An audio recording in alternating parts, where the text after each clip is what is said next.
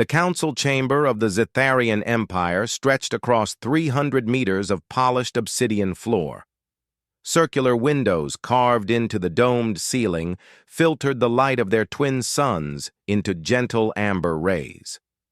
Ambassador Krell stood before the assembled representatives, his forearms gesturing with practiced confidence as he presented his proposal to the gathered delegates. "The humans have extended an invitation for trade negotiations," Krell announced, his voice carrying through the chamber without amplification.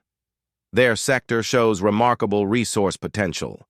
Initial scans indicate deposits of rare minerals that would fuel our expansion for the next century." A murmur rippled through the assembled delegates. The Zetharian Empire had ruled this section of the galaxy for 12,000 years. They had encountered hundreds of species, absorbed dozens into their economic sphere, and never once faced significant opposition. The humans were simply the latest in a long line of primitive civilizations waiting to be elevated into usefulness. Elder Vox rose from her seat at the far end of the chamber.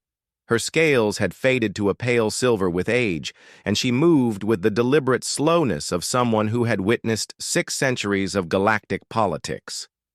The chamber fell silent as she stood, a testament to the respect her position commanded. "I must counsel against this course of action," Vox said, her voice thin but clear. "There are records in our archives, ancient warnings passed down from civilizations that came before us. Species that encountered humans and suffered consequences they could not have predicted." Krell's mandibles clicked in what might have been amusement. "With all due respect, Elder, those are myths. Stories told by defeated empires to explain their own failures. We have studied the humans extensively. They are confined to a single star system. Their technology is at least 5 centuries behind our own. They have no faster-than-light capability, no weapons that could threaten our shields, no resources we cannot simply take if negotiations fail." Other delegates voiced their agreement. Commander Thresh, leader of the Zetharian military fleet, stood with his battle armor gleaming under the chamber lights. "Our smallest patrol vessel could devastate their entire homeworld," he said. "I have reviewed the intelligence reports personally. They fight among themselves over primitive resources. They have not even achieved unity on their own planet. What threat could such a divided species possibly pose?" Elder Vox remained standing, her ancient eyes scanning the faces of those assembled. "You mistake technology for capability," she said. "You confuse advancement with adaptation. The warnings speak not of human weapons or human ships, but of human nature itself." "Nature can be managed," Ambassador Krell responded. "We have successfully integrated 47 species into our economic framework. The humans will be the 48th. Their system is rich in water, heavy metals, and most importantly, they possess a remarkable capacity for labor. Initial observations show them working in conditions that would kill most sentient beings. They survive temperature extremes, toxic atmospheres, and gravitational variations that require extensive modifications for other species." The council members leaned forward with renewed interest. The Zetharian economy depended on efficient extraction of resources from hostile environments. Labor was always the limiting factor. Robots could be built, but they required maintenance and programming. Biological entities adapted naturally to harsh conditions were far more valuable. "Their homeworld appears to be a death planet by galactic standards," Krell continued, warming to his subject. "Extreme weather fluctuations, aggressive predator species, atmospheric instability, and regular natural disasters. Yet humans have not only survived, but thrived. They have spread across every continent, every climate zone, every environment their planet offers. If we can secure trade agreements, we gain access to a labor force uniquely suited to our most challenging extraction operations." Commander Thresh nodded approvingly. "And if they prove difficult, we have the firepower to enforce compliance.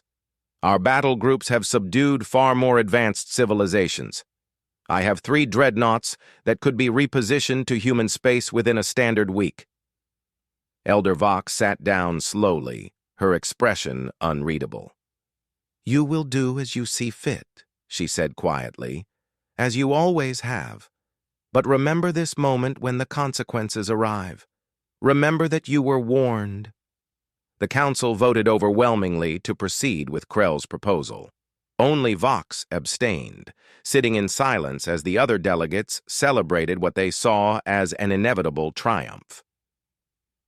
The meeting adjourned with plans being made for the first official contact mission. 3 weeks later, Ambassador Krell's diplomatic vessel entered Earth's solar system.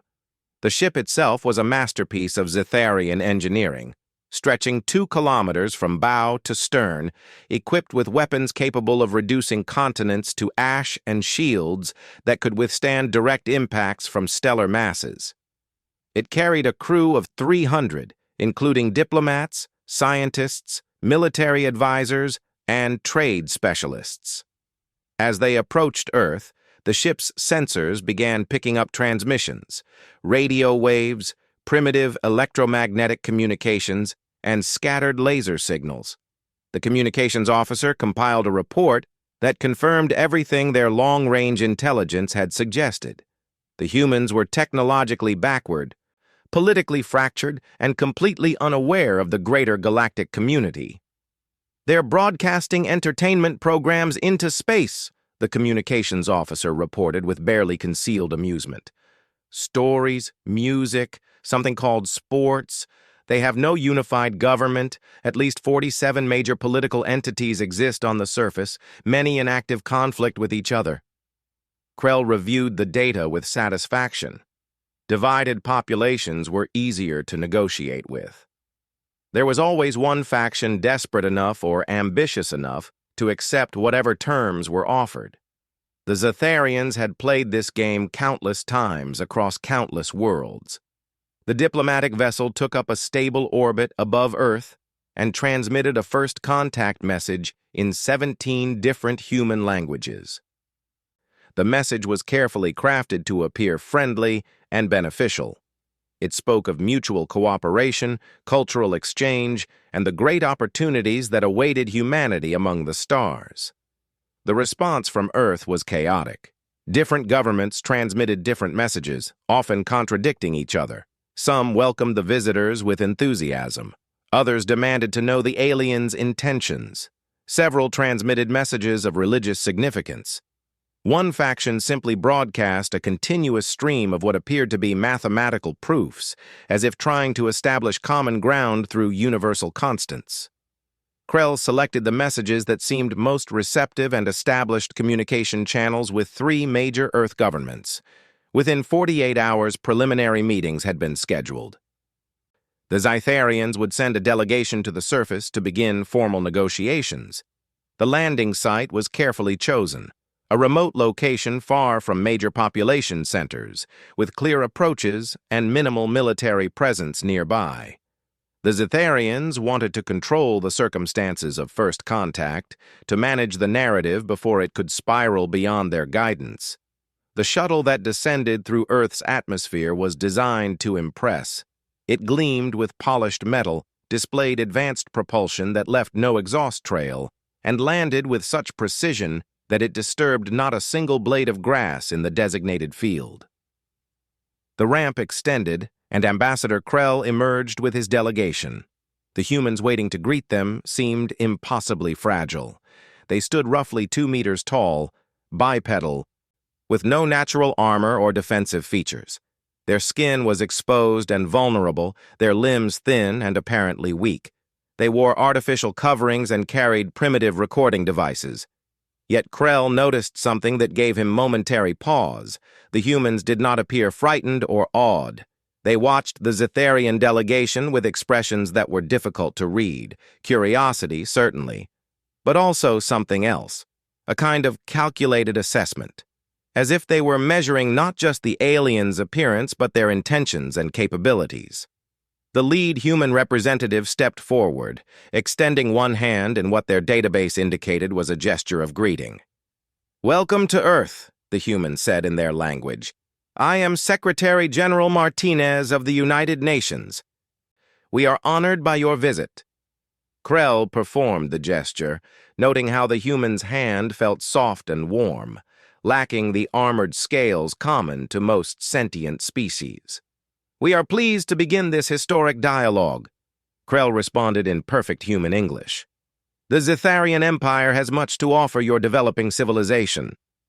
The negotiations began in a temporary structure erected near the landing site. The humans had provided comfortable seating, refreshments appropriate for Zitharian biology, and comprehensive translation equipment. They were, Krell noted with approval, eager to please and quick to accommodate. For 3 days, the discussions continued. Krell presented the standard framework that had been used successfully on 47 previous occasions. The Zitharian Empire would provide advanced technology, medical knowledge, and protection from other potentially hostile galactic civilizations. In exchange, Earth would grant mining rights to specific asteroid belts, allow the establishment of Zitharian trade stations in their system, and provide workers for various operations throughout the sector. The humans listened carefully, asked numerous questions, and requested time to consult with their various governments. This was expected. The appearance of democratic process was important, even if the outcome was predetermined by the massive power imbalance between the two civilizations. On the 4th day, Secretary General Martinez returned with a response. The major Earth governments had reached a consensus. They appreciated the generous offer from the Zitharian Empire, but they would need to decline at this time. Krell's mandibles clicked in confusion. "I'm afraid I don't understand," he said. "You are declining access to technology that would advance your civilization by centuries? You are refusing protection from threats you don't even know exist?" Martinez nodded calmly. "We understand the value of what you're offering," the human said. "But we've reviewed your proposal carefully, and the terms are not acceptable. The mining rights you're requesting would strip our asteroid belt of resources we plan to use for our own expansion. The trade stations you want to establish would be under your complete control, not subject to any Earth authority. And the labor contracts you've outlined amount to indentured servitude under our laws." "You misunderstand the nature of this agreement," Krell said, working to keep his tone diplomatic despite his growing irritation. "This is not a negotiation between equals. We are offering you a place in the galactic community. The alternative is isolation, stagnation, and eventual irrelevance."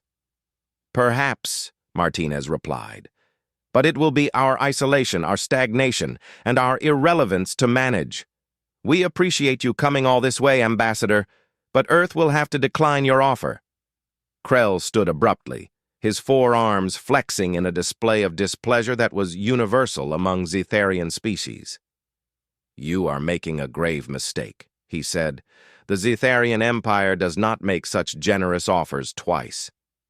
"We understand," Martinez said, also standing. "We wish you a safe journey home."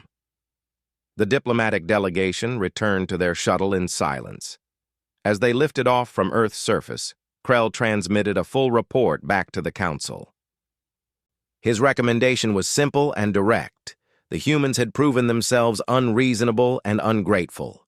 Economic integration had failed. It was time to consider alternatives. Commander Thresh received the report with grim satisfaction. He had predicted this outcome from the beginning. Primitive species always overestimated their own importance when first encountering advanced civilizations. They needed to be shown the reality of their situation. "Prepare the fleet," Thresh ordered. "We will establish dominance through demonstration. A show of force will make them reconsider their position." Within 2 weeks, 3 Zitharian dreadnoughts arrived in Earth's solar system, accompanied by a dozen support vessels. The fleet took up positions in orbit, weapons armed, and shields at full power. The message they broadcast was clear and unambiguous. The humans had 1 week to reconsider their rejection of the trade agreement. If they continued to refuse, the Zitharian Empire would be forced to secure its interests through military action. The response from Earth was unexpected. Rather than panic or immediate capitulation, the humans seemed to mobilize with remarkable speed. Satellites that had been dormant suddenly activated. Installations on the moon powered up energy signatures. Ground-based facilities that had been classified as civilian suddenly revealed military capabilities. In the command center of his flagship, Commander Thresh watched these developments with mild interest. The humans were preparing to resist. It was almost admirable in its futility. Let them scramble to defend themselves. It would make the eventual victory more satisfying. What Thresh did not fully understand, what none of the Zetharian leadership had truly grasped, was that humanity had been preparing for this moment since they first learned to look up at the stars. Every science fiction story, every military simulation, every strategic doctrine had contemplated the possibility of hostile first contact. The humans had no illusions about their technological inferiority, but they had something that 12,000 years of Zetharian dominance had never encountered before. They had creativity born of desperation, adaptability forged in survival, and a fundamental refusal to accept subjugation without exacting a terrible price. Elder Vox sat in her chamber, receiving reports of the fleet's deployment. She closed her eyes, feeling the weight of centuries pressing down on her. The warnings had gone unheeded, as she knew they would. The pride of empire had blinded her people to the danger they were courting. The ancient records had been clear. The civilizations that came before had all made the same mistake. They had seen humanity's primitive technology and assumed primitive thinking. They had observed humanity's divided nature and assumed weakness. They had noted humanity's physical vulnerability and assumed fragility. None of them had survived to warn others about the truth they learned too late. Humans were not weak because they lacked armor. They were dangerous because they didn't need it. They were not primitive because they lacked advanced weapons. They were terrifying because they could improvise weapons from anything. They were not fragile because they could be killed easily. They were unstoppable because they refused to accept that death meant defeat. The week-long ultimatum was counting down, and Elder Vox knew with absolute certainty that when it expired, the Zetharian Empire would learn the same lesson their predecessors had learned. Some species evolved in paradise and developed technology to maintain their comfort. Others evolved in hell and developed an will that could not be broken. Earth was hell, and the humans were its children. The Zetharians were about to discover what that truly meant. Commander Thresh stood on the bridge of his flagship, the Infinite Dominion, watching the chronometer count down the final hours of the ultimatum. Around him, his tactical officers monitored displays showing Earth's primitive defensive positions. The planet looked vulnerable from orbit, its blue oceans and white clouds hiding what the Zetharians believed was a helpless population waiting for salvation or subjugation. "Status report," Thresh commanded, his voice carrying the confidence of someone who had won 100 battles before this one.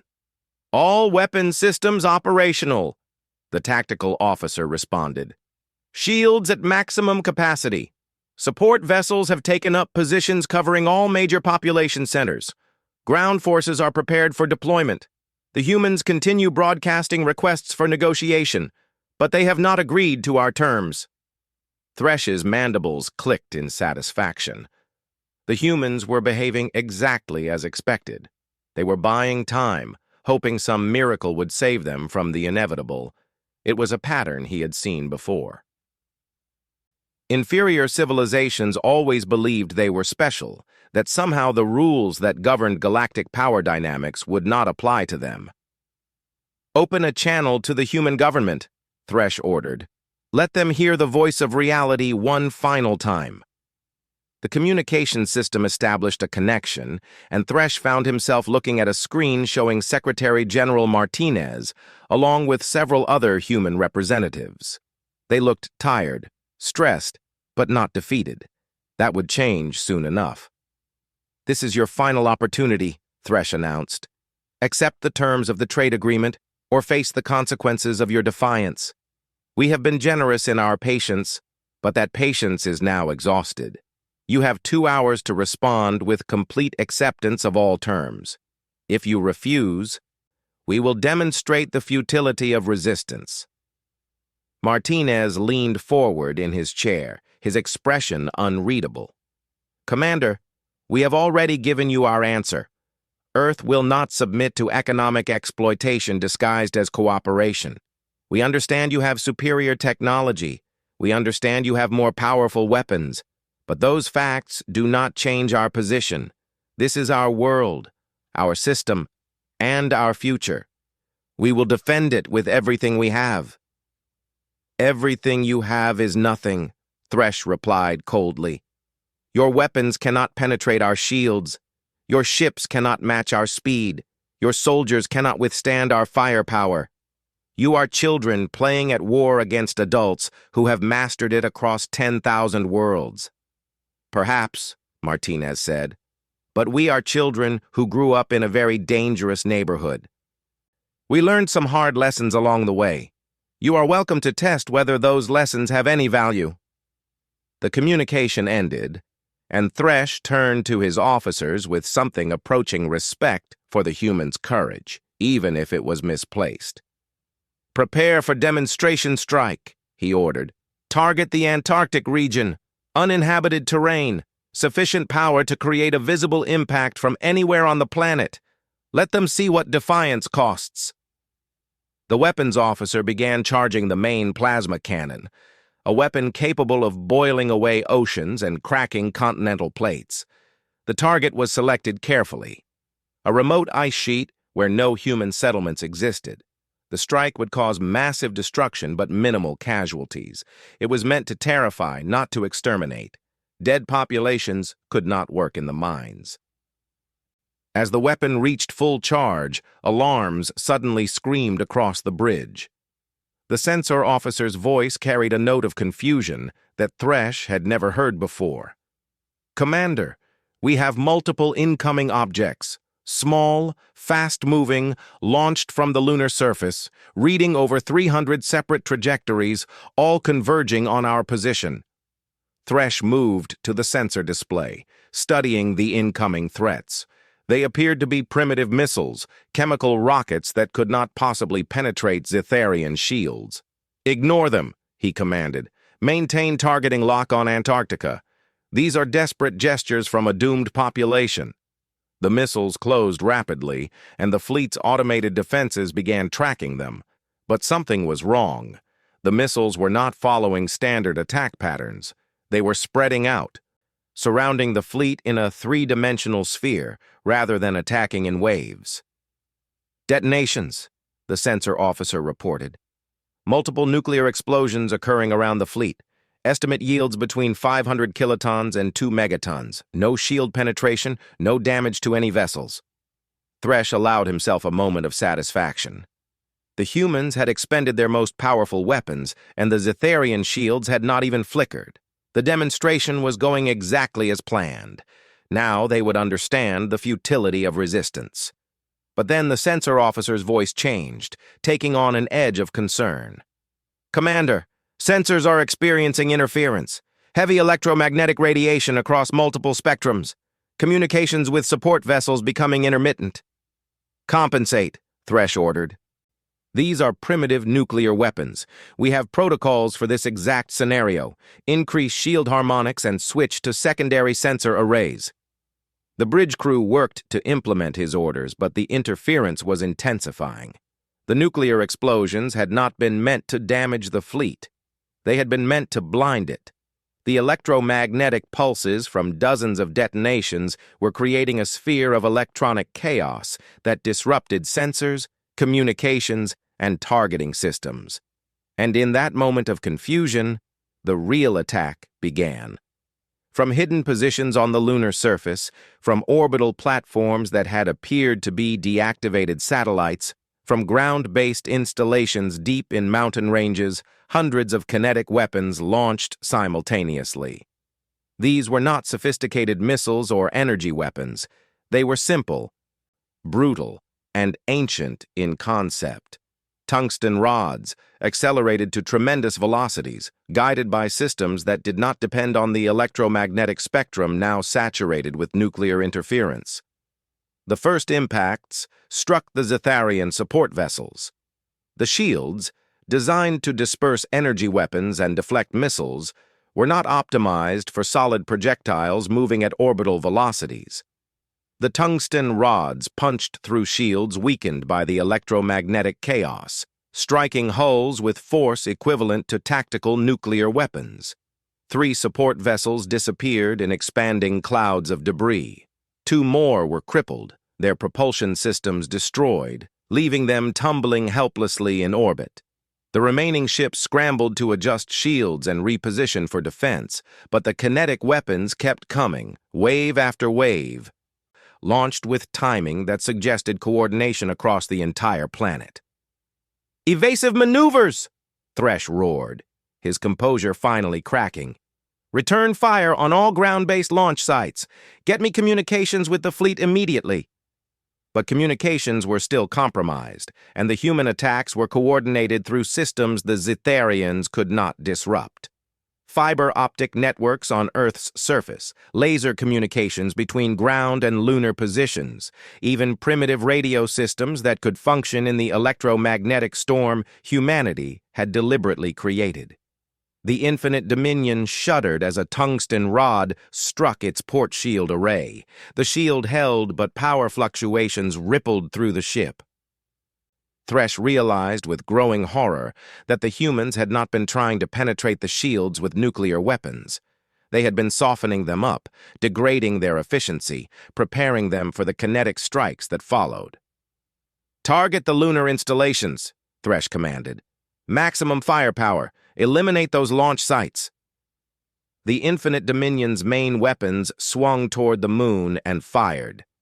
Plasma bolts capable of vaporizing cities lanced across the void, striking the lunar surface with devastating effect. Entire sections of the moon's surface turned to glass under the assault. Launch sites vanished in expanding craters of molten rock. But even as those positions were destroyed, more weapons fired from locations the Zetharians had not detected. The humans had honeycombed their moon with hidden installations, redundant systems, backup positions. For every launch site destroyed, 2 more opened fire. And then Earth itself joined the battle. Massive electromagnetic railguns, built in secret over decades, emerged from hidden bunkers across the planet. These weapons did not fire sophisticated missiles or guided projectiles. They launched simple iron slugs at velocities that approached a significant fraction of light speed. The slugs tore through space with kinetic energy that dwarfed anything the Zetharians had anticipated. 2 more support vessels were destroyed outright. A dreadnought took a direct hit to its engine section and began losing orbital altitude. The Infinite Dominion's shields were struck by 3 slugs in rapid succession, and this time they failed. The 4th slug punched through the hull, tearing through 3 decks and venting atmosphere into space. Thresh found himself gripping his command chair as the ship shook around him. Emergency alarms screamed throughout the vessel. Damage reports flooded in from across the fleet. In less than 15 minutes, the Zetharian force had been reduced by 40%, and they had not even reached Earth's atmosphere. "Full withdrawal," Thresh commanded, abandoning all pretense of control. "All surviving vessels retreat to minimum safe distance. Get us out of range of those ground-based weapons." The fleet scattered, using their superior propulsion to escape beyond the range of Earth's defensive systems. As they fled, Thresh watched his tactical displays with growing disbelief. The humans had not used advanced technology to defeat him. They had used simple physics, creative tactics, and a willingness to sacrifice their own infrastructure to achieve victory. The electromagnetic interference began to clear as the nuclear detonations dissipated. Communications came back online, and Thresh received damage reports from across the fleet. 8 support vessels destroyed, 2 dreadnoughts crippled, his flagship damaged but operational. Casualties numbered in the thousands. And they had not even engaged the human fleet, because the humans apparently did not have a fleet. They had fought from fixed positions using weapons that were centuries old in concept, but devastatingly effective in execution. Ambassador Krell's voice came through on the communication system, transmitted from one of the surviving support vessels. "Commander, what happened? The reports I'm receiving cannot be accurate. We were supposed to be conducting a demonstration strike." "We were ambushed," Thresh said, the words bitter in his mouth. "The humans were prepared for us. They turned our technological advantage against us. They used nuclear weapons as chaff to blind our sensors. They attacked with kinetic weapons that our shields were not designed to stop. They fought like nothing we have encountered before." From Earth, a new transmission came through. Secretary General Martinez appeared on screen, and Thresh noted that the human looked neither triumphant nor vengeful. He simply looked tired and sad. "Commander Thresh," Martinez said, "I want to be very clear about what just happened. You attacked our world. We defended it. We did not pursue your retreating vessels. We did not attempt to board your damaged ships. We demonstrated that we are capable of inflicting unacceptable losses on any force that threatens us. This was not a victory we sought. This was a necessity we prepared for." Thresh wanted to respond with threats, with promises of retaliation, with the full fury of the Zetharian Empire. But something stopped him. The tactical display showed the distribution of human defensive positions. They covered the entire planet, the moon, strategic points throughout the inner solar system. The preparations he was seeing represented decades of work, enormous resources, and a level of coordination that should have been impossible for such a fragmented species. "How long have you been preparing for this?" Thresh asked. Martinez smiled sadly. "Since we first looked up at the stars and wondered what else might be out there. We hoped for friendly contact. We planned for hostile contact. You chose which scenario would become reality. The Zetharian Empire will not tolerate this humiliation," Thresh said, though his voice lacked the conviction it had carried before. "We have resources you cannot imagine, fleets that dwarf what you destroyed here. You have won a single battle against a small expeditionary force." "Perhaps," Martinez agreed. "And if you return with those fleets, we will be forced to defend ourselves again. But consider what that means. You just lost a significant portion of a battle group to a species without faster-than-light travel. Imagine what we could do if we were truly desperate. Imagine what it would cost you to conquer a species willing to turn their entire world into a weapon." Thresh studied the human's face, trying to read the alien expression. "You would destroy your own planet rather than submit?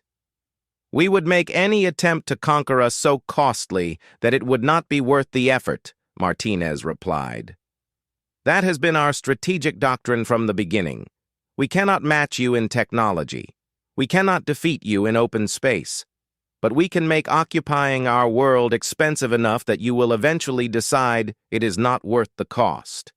And we can do it year after year, generation after generation if necessary. Can the Zetharian Empire say the same?" The communication ended, and Thresh was left staring at a blank screen. Around him, his bridge crew worked to stabilize damaged systems and assess their losses. The tactical officer approached with a data pad containing casualty reports and damage assessments. "Commander," the officer said quietly, "the humans could have destroyed all our vessels. Their remaining weapons had clear firing solutions on every ship as we withdrew. They chose not to fire. They let us retreat." Thresh processed this information slowly. The humans had demonstrated their capability to inflict terrible losses. They had shown that they could fight effectively despite technological inferiority. And then they had shown mercy by not pursuing a defeated enemy. It was a combination of strength and restraint that spoke to a sophistication the Zetharians had not anticipated. "Transmit full tactical data to the Empire," Thresh ordered. "Include everything: the ambush tactics, the weapons capabilities, the defensive preparations. And include my recommendation that no further military action be taken against Earth without extensive preparation and overwhelming force." The officer saluted and moved to carry out the orders. Thresh remained in his command chair, trying to reconcile what had happened with everything he had believed about humanity's weakness. He had made a mistake that commanders throughout history had made. He had assumed that technological superiority guaranteed victory. He had forgotten that wars are ultimately won by determination, creativity, and willingness to pay the price for survival. Back on Earth, Secretary General Martinez sat in a conference room with military commanders and scientists who had designed the defensive systems that had saved their world. The room was quiet, the atmosphere heavy with the realization of how close they had come to disaster. "Did we win?" one of the generals asked. Martinez shook his head slowly. "We survived. That's different from winning. We hurt them badly enough that they will think twice before attacking again. But we also showed them that we are dangerous. They might decide that a dangerous enemy is an enemy that needs to be eliminated before it becomes more powerful." "What do we do now?" a scientist asked. "We prepare," Martinez replied. "We build. We develop. We unite. The Zetharians came here thinking we were divided and weak. We showed them that when threatened, humanity can put aside its differences and fight as one. Now we need to show them that we can remain united even without an immediate threat." In her chamber on the Zetharian homeworld, Elder Vox received the reports from Commander Thresh's fleet. She read through the tactical analysis with a heavy heart, seeing confirmation of everything she had feared. The humans had performed exactly as the ancient warnings had predicted. They had turned disadvantage into advantage, had used their enemies' strengths against them, had refused to accept defeat even when outmatched. Vox activated a communication channel to the council chambers where emergency sessions were already underway. Delegates were calling for massive retaliation, for the assembly of the entire Imperial fleet, for the complete subjugation or extermination of the human threat. "Stop," Vox said, her aged voice somehow cutting through the chaos. "All of you, stop and listen. What happened today is exactly what the warnings predicted. The humans did not win because they were stronger. They won because they were willing to pay a price we were not. They turned their entire world into a fortress. They prepared for decades against a threat they had never encountered. They showed a capacity for unified action despite their fractured politics. Then we must destroy them before they develop faster-than-light technology," one delegate argued. "Before they spread beyond their system and become an uncontainable threat. If we commit the resources necessary to completely destroy Earth, we will devastate our own military strength," Vox countered. "The humans have shown they will fight with everything they have. The cost of exterminating them would leave us vulnerable to every other species in the sector." "Is that a price you are willing to pay?" The council chamber fell silent as the delegates considered this reality. The Zetharian Empire was powerful, but it was not invincible. It maintained dominance through overwhelming technological advantage and the threat of force. If they exhausted their military strength destroying one primitive species, dozens of subject worlds might see an opportunity for rebellion. "Then what do you propose?" Ambassador Krell asked, his voice subdued by the day's events. "We leave them alone," Vox said simply. "We place monitoring stations at the edge of their system. We watch for any expansion beyond their current territory. But we do not attack. We do not provoke. We acknowledge that humanity represents something we have not encountered before, a species whose defensive capabilities exceed their technological level. The Empire does not retreat," Commander Thresh transmitted from his damaged flagship. "It would show weakness throughout the sector. The Empire does not waste resources on unprofitable conquests," Vox corrected. "That is not weakness. That is wisdom. Let the word spread through the galaxy that humans are too dangerous to be worth attacking. Let other species test themselves against Earth's defenses if they wish. We will learn from their failures and adjust our approach accordingly." The debate continued for hours, but eventually pragmatism won over pride. The cost of conquering Earth had been demonstrated to exceed any possible benefit. The Zitharian Empire would withdraw, establish monitoring protocols, and wait. Perhaps in time, the humans would develop their own faster-than-light capability and emerge into the galaxy. When that happened, new decisions would need to be made. But for now, Earth had bought itself time. Time to heal, time to prepare, time to grow stronger. And across human civilization, a message spread. They had faced the first test of hostile contact and survived. The galaxy was dangerous, filled with species that saw humanity as nothing more than resources to be exploited. But humans had proven something important that day. They could not be exploited easily. They could not be conquered cheaply.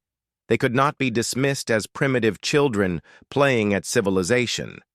They were survivors of a hostile world who had brought those survival skills with them to the stars.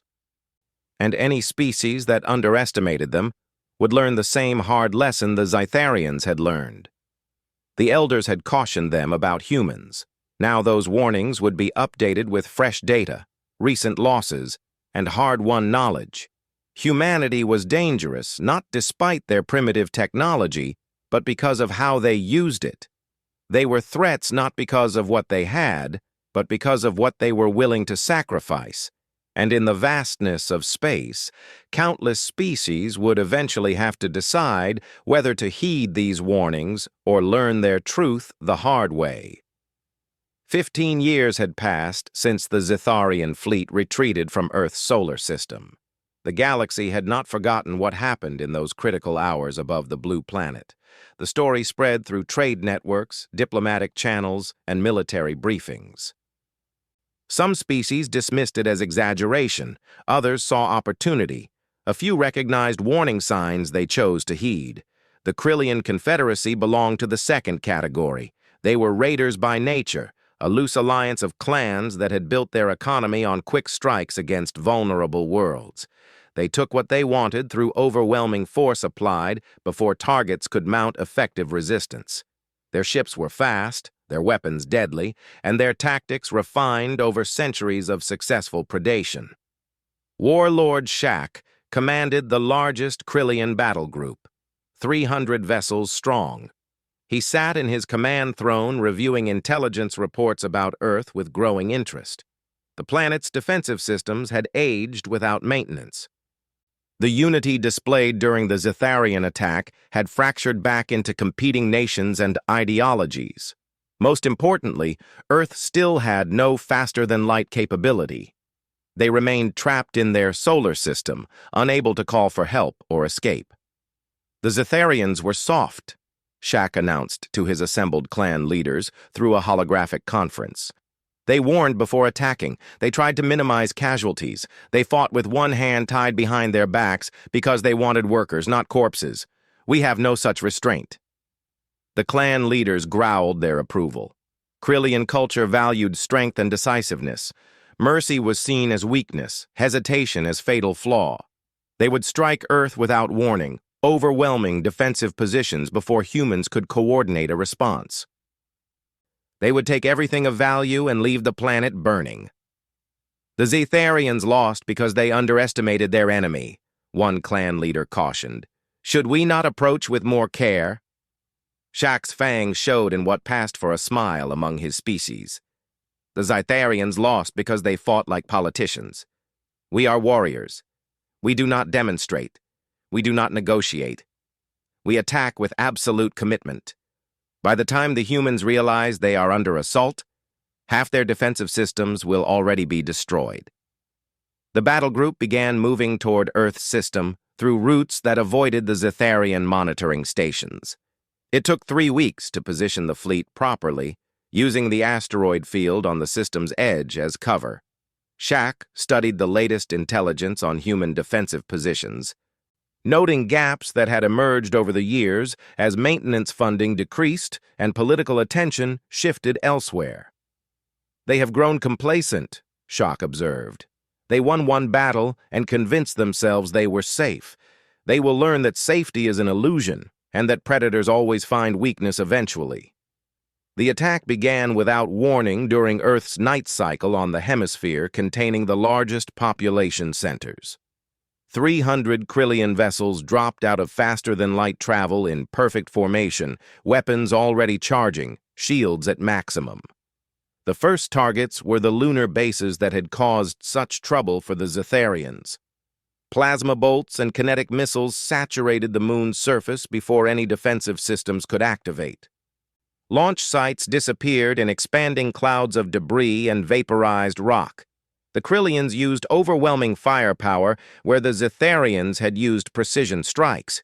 They were not interested in occupation or resource preservation. This was pure destruction. Emergency alerts screamed across Earth.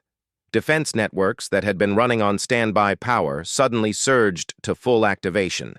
But the Krillians had timed their assault perfectly, hitting during shift changes when human response times were slowest.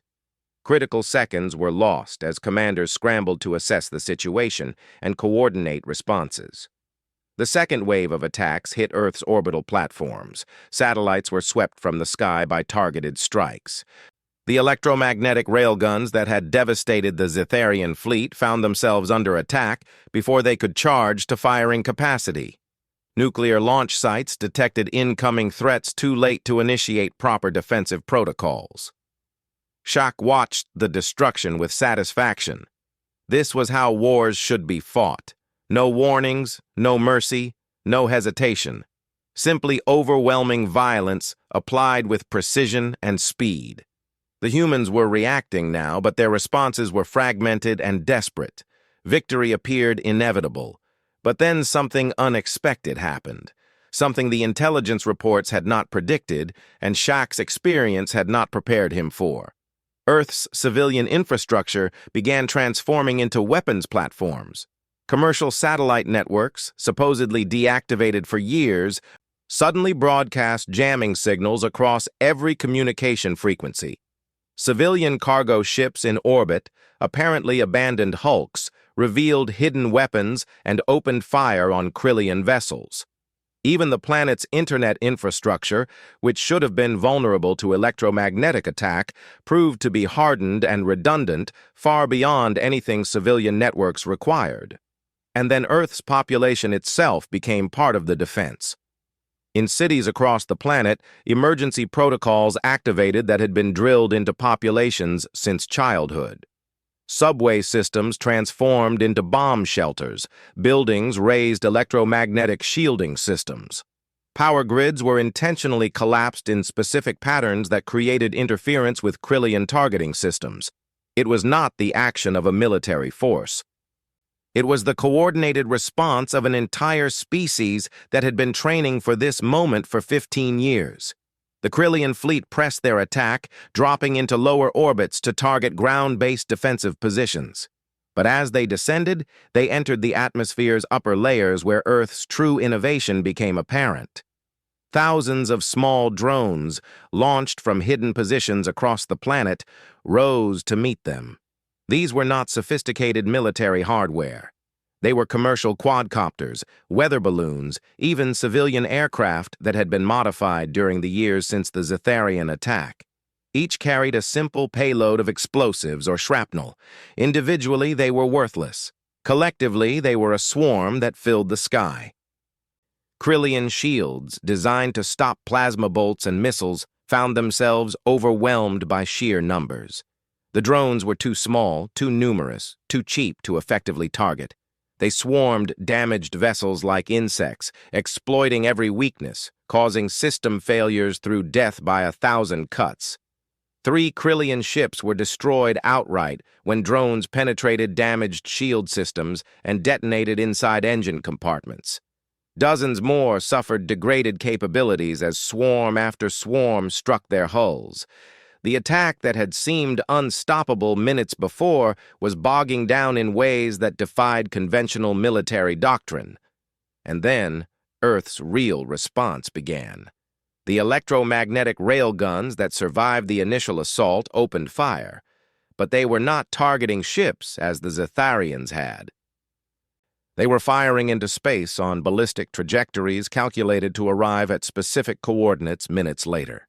The Krillians ignored these attacks, assuming the humans were simply shooting wildly in desperation, until the tungsten rods began raining down on their fleet from above. The humans had calculated intercept points based on standard evasive patterns.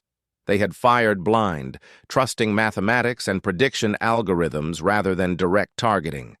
It should not have worked. But humans had been practicing this exact scenario in simulations for 15 years, refining their predictive models, improving their calculations. The first rod struck a Krillian cruiser amidships, punching through shields weakened by drone attacks. The vessel broke apart, its reactor breaching in a flash of light visible from Earth's surface. More rods followed, each one guided only by physics and careful planning. The Krillians began taking casualties that should have been impossible given their technological advantage. Shak realized with growing horror that he was fighting not just a military force, but an entire civilization that had weaponized itself. Every system, every network, every resource had been designed with dual purpose. Civilian infrastructure that could transform into military assets. Population centers that could become fortresses. An economy that could shift to total war footing in minutes rather than days. Full withdrawal, Shak commanded, his voice lacking the confidence it had carried at the battle's beginning. All vessels retreat to minimum safe distance.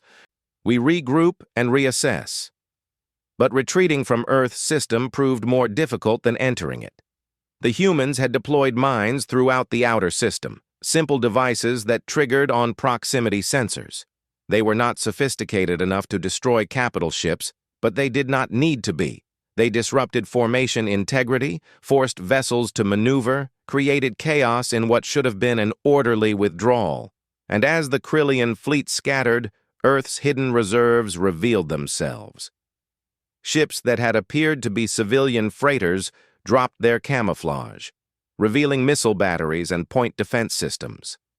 Asteroid mining stations that intelligence had marked as abandoned suddenly powered up weapons platforms. Even scientific research vessels joined the fight, using their equipment in ways designers had never intended, but humans had extensively planned for. The battle that Shak had expected to win in hours stretched into days. Every time the Krillians destroyed one defensive position, 3 more activated from hiding. Every tactical advantage they pressed turned into an ambush waiting to happen. The humans fought with a desperation and creativity that made victory impossibly expensive. On the 5th day of continuous combat, with his fleet reduced by 40% and showing no clear path to victory, Shak gave the order for complete withdrawal. The surviving Krillian vessels limped away from Earth's system, carrying damage reports and casualty lists that would be studied by military analysts across the galaxy. Secretary General Martinez, older now but still leading Earth's defensive coordination, watched the enemy fleet retreat on tactical displays. Around him, exhausted military commanders and civilian leaders tried to process what they had accomplished. "They will come back," one general said quietly. "Others will come.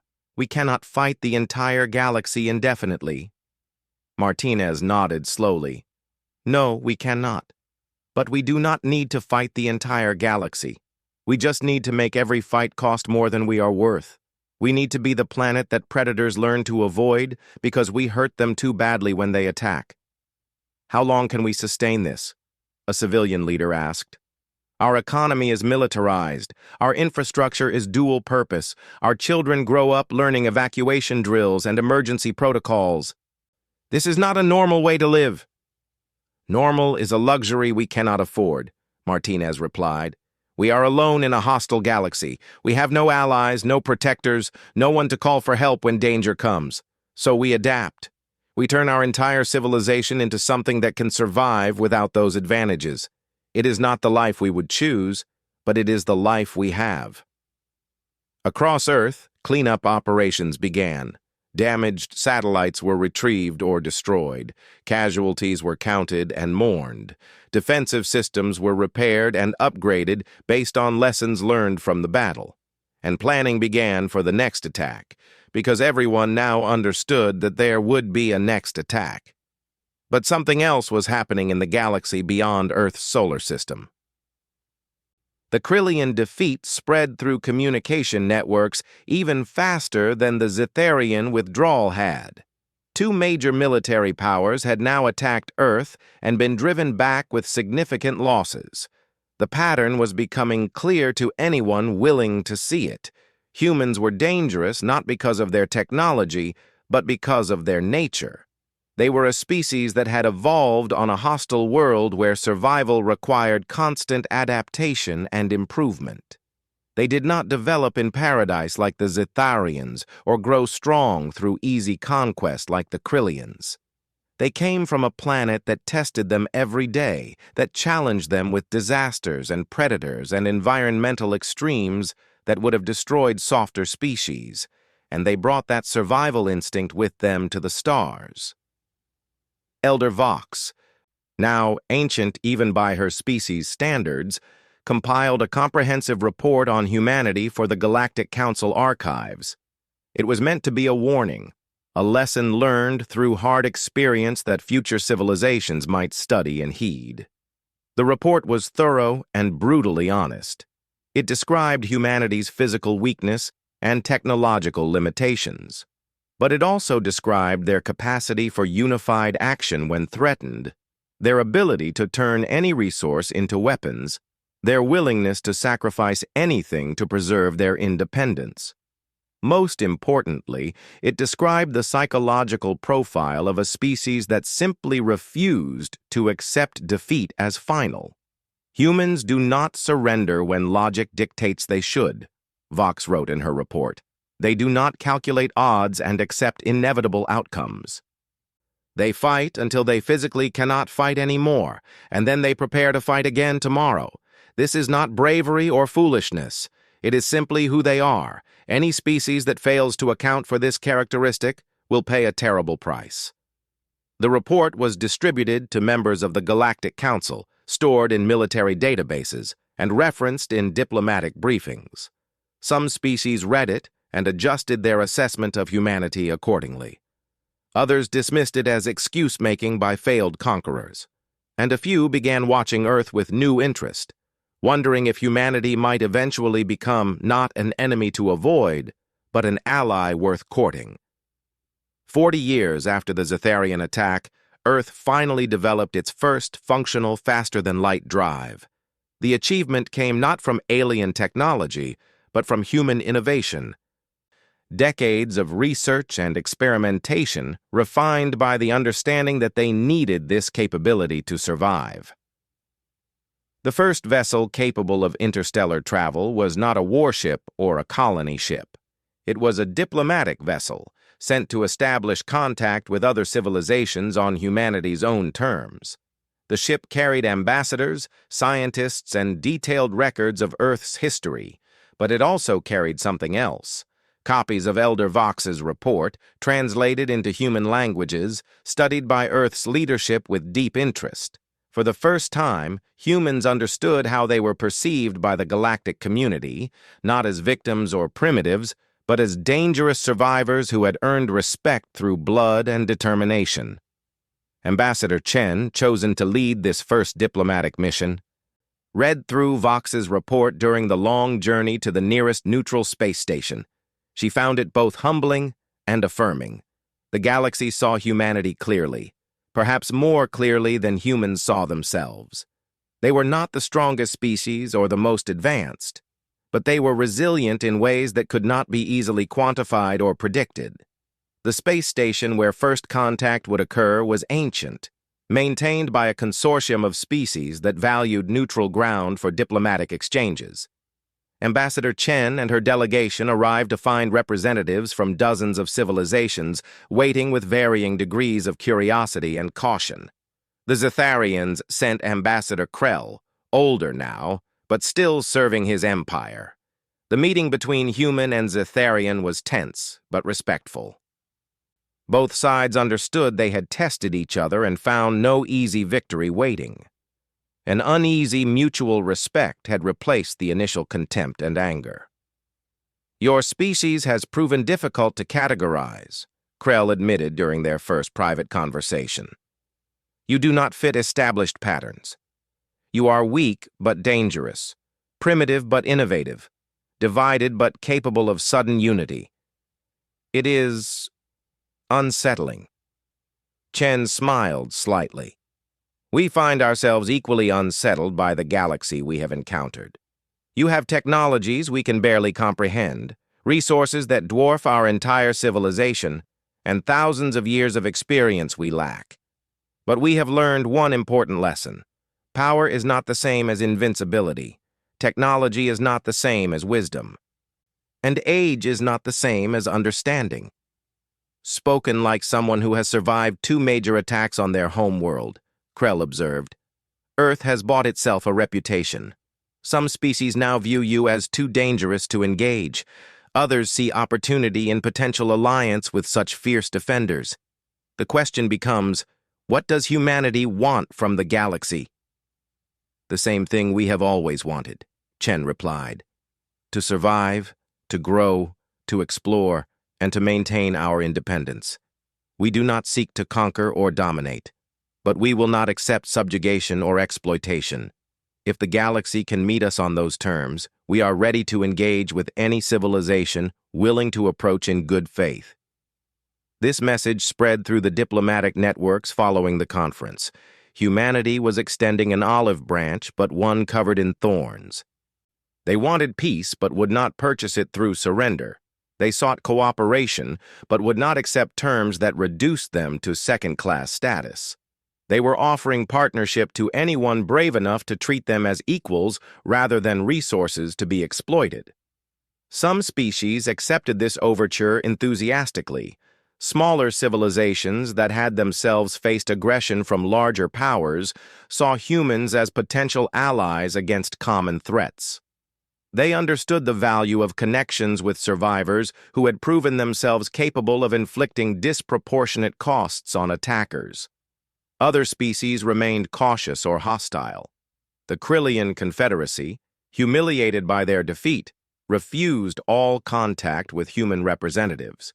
The Zetharian Empire maintained formal diplomatic relations but kept their distance, neither fully trusting nor fully dismissing the strange species that had bloodied their fleet.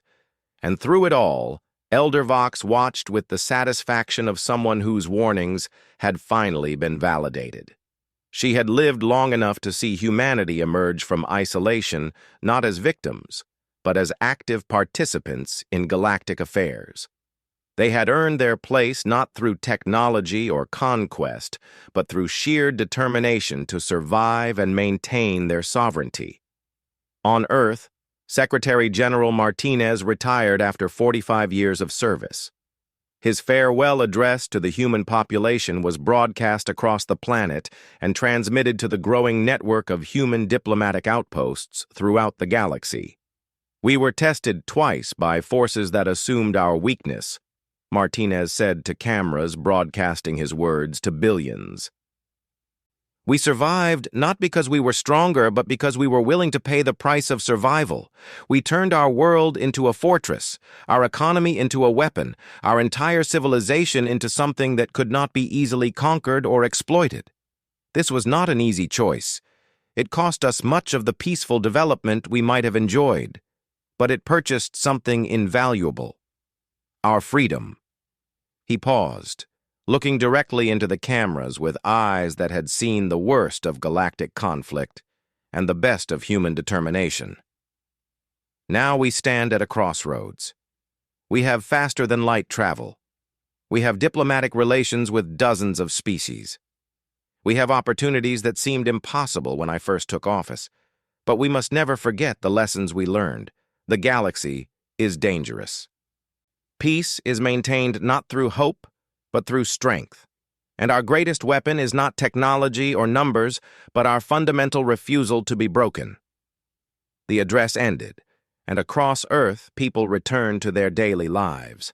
lives that included regular emergency drills, dual-purpose infrastructure, and educational systems that taught survival skills alongside mathematics and literature.